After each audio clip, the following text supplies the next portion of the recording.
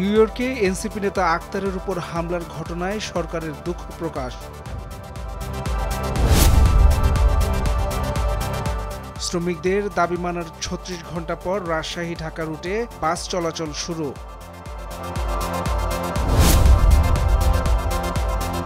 আগামী ৪৮ ঘণ্টার মধ্যে বঙ্গোপসাগর এলাকায় আরেকটি লঘুচাপ সৃষ্টির আভাস।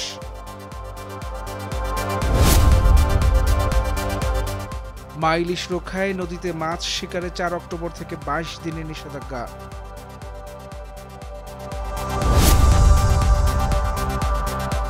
সর্বোচ্চ ৩,৬৬২ টাকা বেড়ে সোনার নতুন দাম ১,৯৫,০০০ টাকা। ঢাকায় স্টক এক্সচেঞ্জে ৪ দিন পর সামান্য বাড়ল সূচক, লেনদেন ৩ মাসের সর্বনিম্ন। যুক্তরাষ্ট্রের নিউ ইয়র্কে শুরু হয়েছে জাতিসংঘের সাধারণ পরিষদের অধিবেশন। গাজায় যুদ্ধ অবিলম্বে বন্ধ করার হুঁশিয়ারি মার্কিন প্রেসিডেন্ট ডোনাল্ড ট্রাম্পের।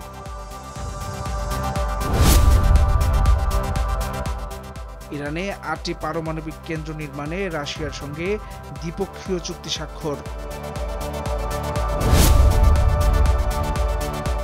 এশিয়া কাপে সুপার 4-এর গুরুত্বপূর্ণ ম্যাচে মুখোমুখি শ্রীলঙ্কা পাকিস্তান।